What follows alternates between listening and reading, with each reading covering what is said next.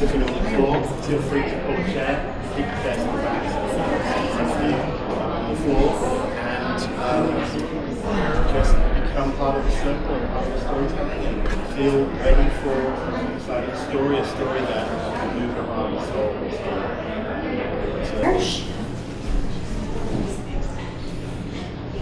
If you need to sit in a chair, we can kind of make an upper row, pull a chair behind if you need to. That's fine. Maybe in the back you can just move someone's things and just make an upper row to kind of sit behind the inner circle so that you can see. That would be great. Welcome. Okay. If you need to sit in a chair, just kind of pull one behind the inner circle, see if we can spread out a little bit more. Everybody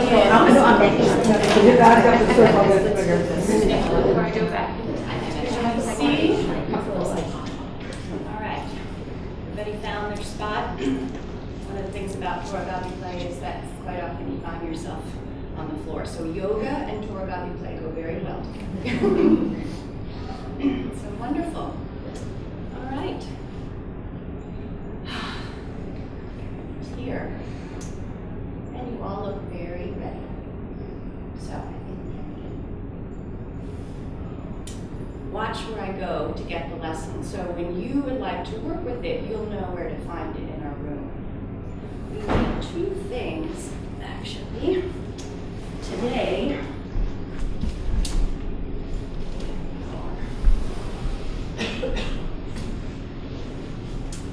and then this one is over here.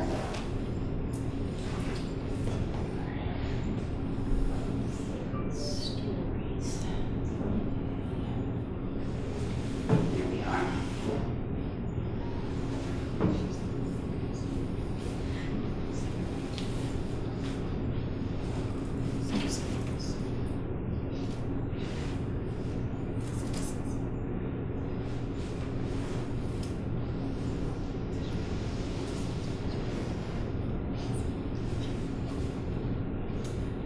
This is our desert bag. So many wonderful and important things happen to the people of God in the desert that we just want to have a part of it in our classroom. It's not the whole desert, but just a part, so we know what it's like.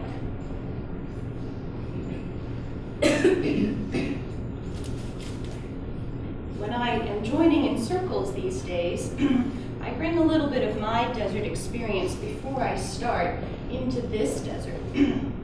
My family, a few years ago, had the opportunity to live in India, and in December of that year, we went and we had our desert experience of riding camels and sleeping in the desert.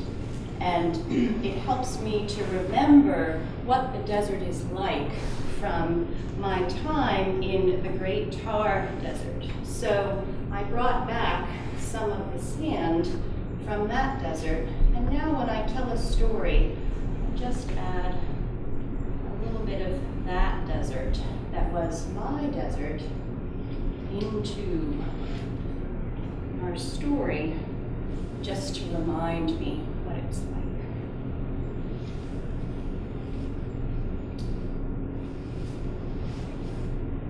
The desert is a dangerous place.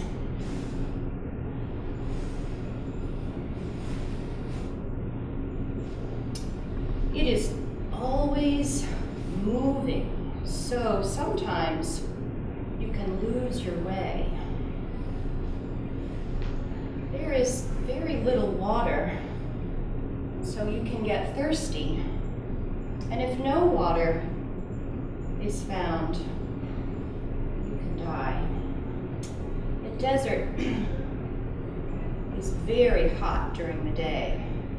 The sun can burn your skin. And at night it is cold, so people wear many clothes to protect themselves from the sun and from the sand that can sting your skin when the wind blows. It is a dangerous place, and people don't go into the desert unless they really have to.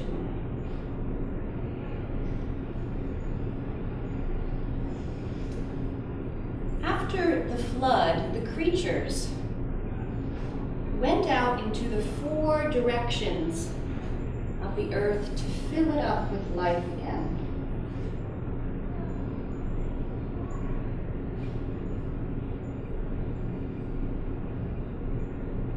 And many of them settled along the rivers.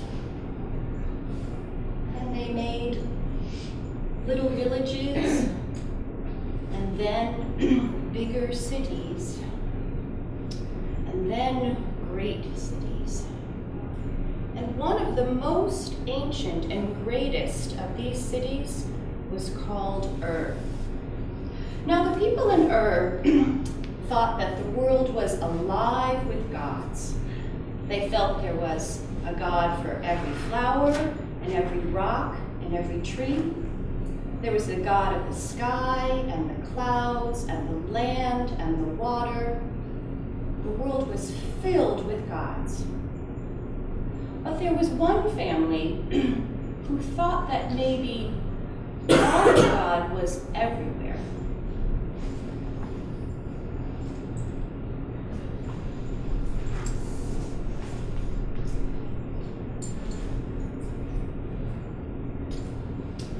Abram and Sarai were members of that family. And when it came time for them to move to a new place, they weren't sure if God would be there or what it would be like. But they packed up all of their belongings and started out on their journey. They brought their sheep and their donkeys, and the old people and the children went too.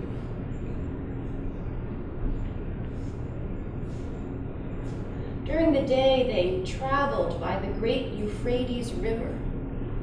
It gave them water to drink and showed them the way, and water for their many animals. At night, they slept in tents.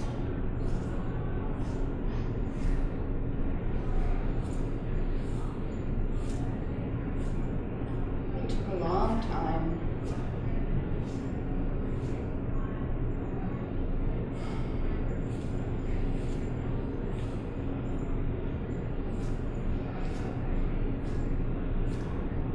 Finally, they saw some people coming out from Haran, and they knew they were almost there.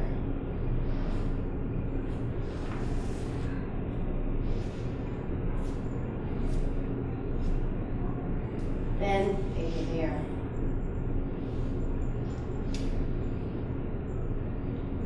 At night, Abram would go out and look out across the desert and up into the sky.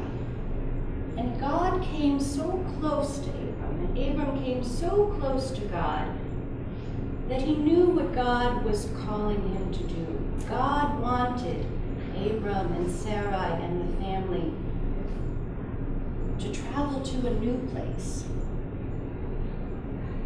And so that is what they did. Once again, they packed up their belongings, and they set off across the desert towards Canaan. Abram's brother's son Lot went with them as well.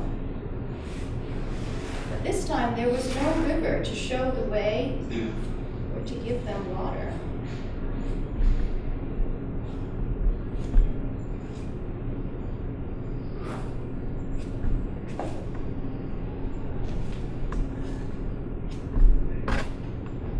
They came finally to Shechem. And Abram went up to a hill and prayed. And God was there too. So he took some stones and built an altar to mark the place.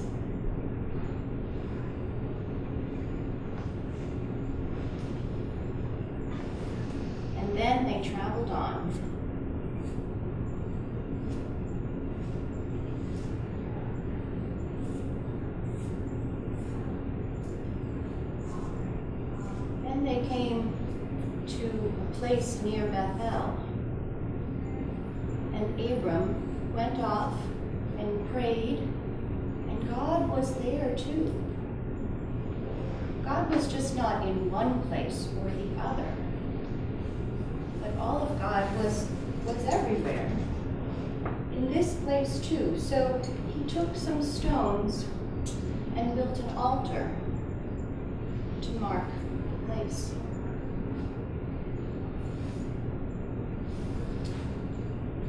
And they journeyed on.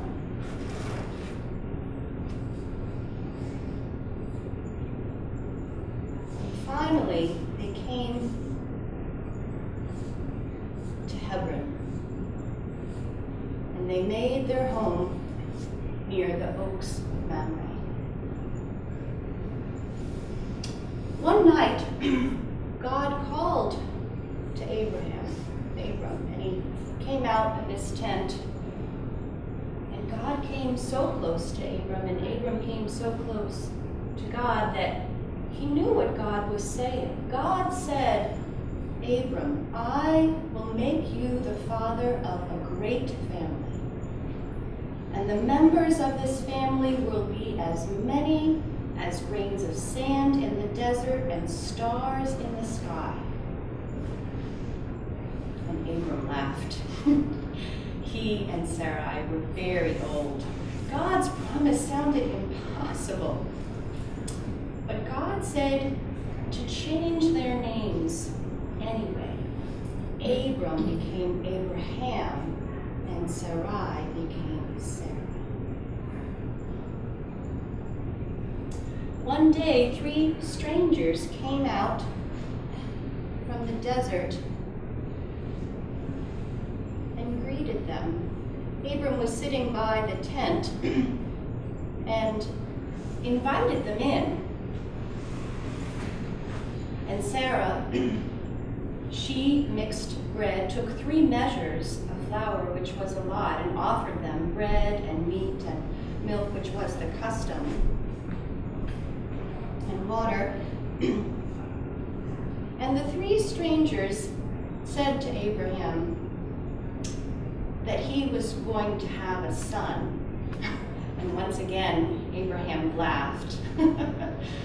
And Sarah, she was listening in outside the tent and heard the 3 strangers, and she laughed. She was very old. And then the strangers left. But you know what happened? Sarah and Abraham had a son. And they laughed and laughed, and so they named the son Isaac, which in their language means laughter. And Isaac became a boy, and he grew up and became a man. And then Sarah died. She was full of many years, and they buried her in a cave near the oaks. Oh, and Abraham, he was so sad. He loved Sarah very much. But there was one thing he needed to do. So he needed to find a wife for Isaac. So he sent his most trusted helper back across the desert, past Bethel and Shechem, towards Haran. And one evening, the helper came to a well, and Rebekah was there. And Rebekah offered water for the helper and his animals. She was as strong as she was kind.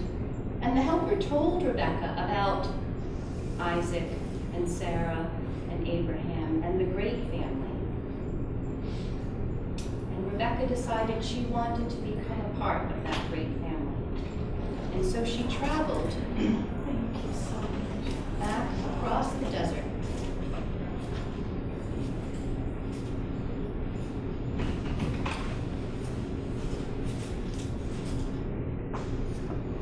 When she finally got close Isaac came out to greet her.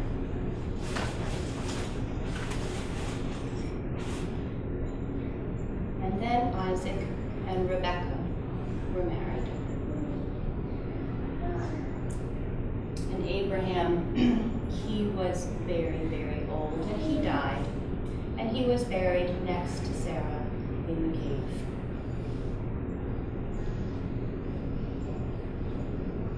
And then Isaac and Rebekah had children. And then their children had children. And their children had children. And then your grandfather and grandmother had children. And your mother and father had children. And now we are all part of the great family, with as many members as there are stars in the sky and grains of sand in the desert.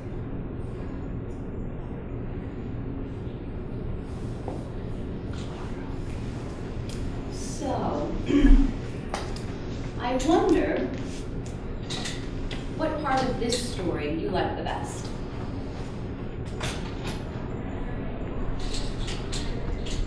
I like that he used few items and they're not, and he used a yarn to identify the rivers.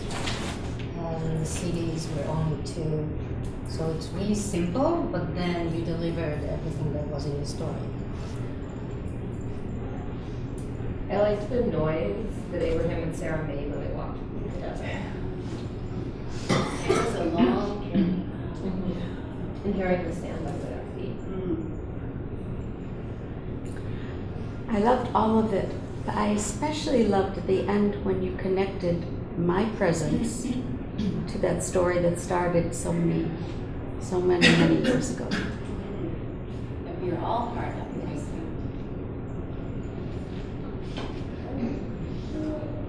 And also, I noticed that your pace was very consistent, and I really liked that, and it helped me kind of get into the flow of the rhythm of the story with you. And I also really enjoyed how you added your own experience, your personal desert.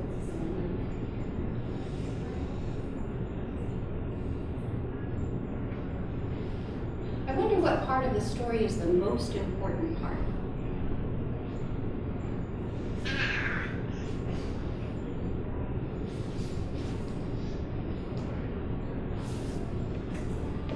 I think the most important part is when God tells Abraham that he will name the nations as the number of the sand and the stars in the sky.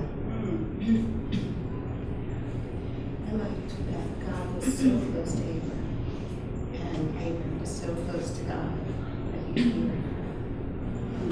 It brings to me that what you can hear things without listening. It's important to recognize that. What that must have been like to be so close.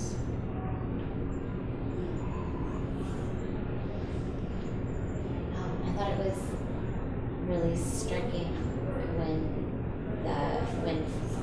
they left following, they stopped following the river and knew where to go. They kind of, once again, had to move on, right? Without really knowing the water. And that felt very connected to me with them knowing that God was there. And the knowledge, the discovery that God was everywhere.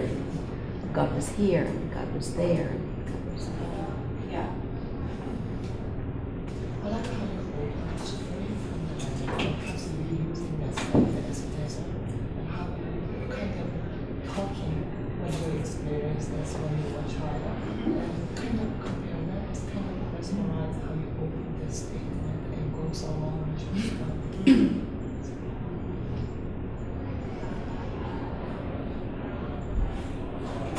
I wonder what part of the story is about you, or where you are in the story.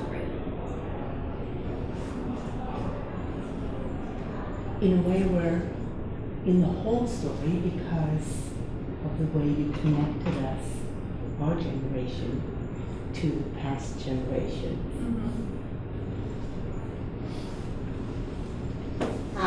I also couldn't help but think of my own experiences in the desert, sleeping in sleeping bags or hiking, and the modern day experience that I couldn't help but think that personal connection.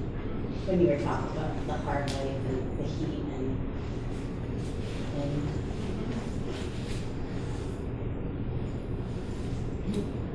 The piece allowed the listeners to fill in their own stories, to connect. You didn't go so quickly that you weren't on to the next form.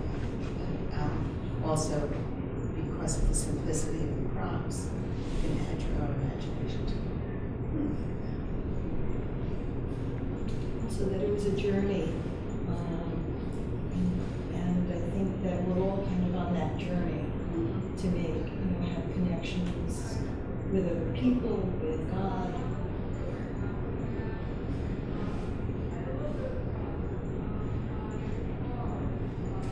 The first place where they leave, I'm sorry, it's kind of, I can connect myself emotionally because I'm from Boston. So, I don't know why it makes me cry because I'm okay right now. I left with my family from Bosnia and we were looking way to leave to find our God again and our roots and that. And it was all a journey through Europe, Germany, and we came here. Why I'm crying? And we're okay right now. We found our place, but it's like reminds me it's not always easy. You're trying to find. You sometimes doubt in your beliefs and everything. Like, where's him right now? I should be here with my family. But they kind of bring that with you, and then, like, where they going all around, they are making a God's house. It doesn't matter, is that, I don't know, synagogue or a church, you want to leave trace after you and worship in some way. So it's not easy journey. My kids will right now laugh and I'm talking right now. What are you talking about? We're so happy here. Like, what's wrong with you? But yeah, everyone has his own story and journey. And it's nice to find other people and maybe express yourself. Yeah. Sorry.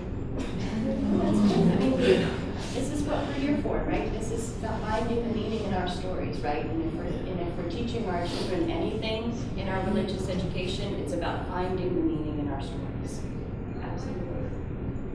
I'm grateful for crying because otherwise it should ever happen that I would be telling a story to children and somebody will cry. It gives permission for everybody else to do something other than just react to your questions. So thank you.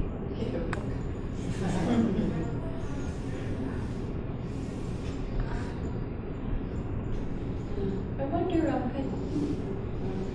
feel that it's kind of about me because of the trust that my decisions of making a journey in my life are, but also having faith in something bigger than me that just helps me feel that I'm hopefully making the right decisions. It's not just me, but something that leads me on my journey. and this is such a, foundational story, right? Is that aspect of Abraham having that faith to go forward, and we wonder what he was really like. Why? How did he do it? I wonder what part of the story we could leave out and have all the story we need. I'm wondering whether leaving out the names particularly of the places. I'm wondering whether children have already heard the story and whether the names of the places were pronounced differently, and that would be distracting to them. Well, it's probably because I pronounce them differently, but you guys would know how to pronounce them better, so. So, but maybe we don't need to name them as part of the story. I don't know. What do you think? Well, I was gonna say, when you opened the bag, I was like, oh, it's like a tourist roll coming to life. Like it's almost the right width. And then as you named the places, I was like, I can't tell you how many times I've like skimmed the words and like Shem and Mamre and Haran, and like there they were. Like that was. Because it did actually happen in a real place, right? Right. There were places Right. it did, you know. And they stopped. Like so, I. So that was helpful for Was you. really So you think we should keep them in? No, I definitely think you should keep the names because I'm Israeli and I've been to Kevel, which is the burial place for so I think it's like it starts in Tur and then it goes to different places and then they arrive at Canaan, which is Israel today. So I think places are very important for this story. In the beginning, when you were talking about how scary the conditions in the desert could be, I wasn't sure if you were modeling how you might actually freeze that to a group of young children, but then when you said, oh, you could even die, that kind of got me a little nervous, and I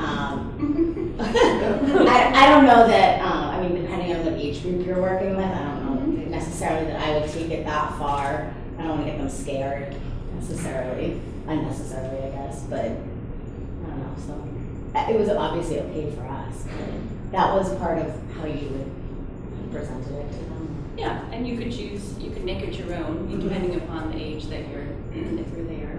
And I think I said that about time. I'm not sure. In these stories, you basically introduce the desert whenever you tell these stories, and you can modify it, for kind of the language, but the idea that very little grows, you run out of food, and you run out of water. I mean, those elements are so central to the stories of our tradition, and the reason why they went to Egypt because there was no water.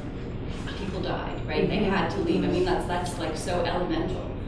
So I think you want to make sure you're being aware of the age group that you are, but I think we also need to make sure that we're telling the full story about so that they have that sense of reality if they're of an age to have that. We don't want to sugarcoat it, right? Life's hard. Yeah, and it was very hard, And that's why a safe environment where kids can experience the fear of hearing the words, but still being safe to do. Nowadays, kids are talking about killing and death. Right. These movies are sure since they're 2 years old. Right. Yeah. The stories come with scripts. Yep, and we'll talk about that and how that all works, kind of as we talk about the different parts of the experience. But I think for what we will do now is I will start to put our story away, and we can get ready to do our time of our work time or our play time. That is an opportunity for you to maybe think about this story in a new way, and it can be something that you're working with with your hands. We have wonderful art supplies and craft supplies, so maybe there's doing some kind of art about the story might be a way to help you work through it and think through it. You're also welcome to go to our shelves and look about some of our other stories or some of our books. Maybe your way of working or playing with the story is to write a little bit about what you were experiencing. We have some beads, so sometimes our hands just seem to be busy doing some bead work. There are some watercolors, a whole bunch of things. If you'd like to, you can also work with the desert. Probably a few of, 2 or 3 can work with the desert if that's what you would like to choose, for your work time. So we'll spread out all across the room. We'll just have to kind of try to make a little spot for ourselves to do your work. So we'll go around the room and then I'll ask you each what you'd like to do for your work time and find a little something, make a spot for yourself. And remember, this is a time for you to experience the whole of it, not so much conversation about what's happening. Remember, we'll have time to do that afterwards. But this is a time for you to be creative, to rest, to think, whatever you'd like to do. I just like one comment. When I was watching you with the sand, and then you said this is the foundation, and I kept thinking about it, the sand being the foundation. I mean, if you're going to build a foundation of something, I mean, it almost like it starts with that material, that physical material. And every time I look at it now, I keep thinking of that word foundation. It truly is the foundation. It all started there. Yep. So, Lynn, what would you like to do for your work today?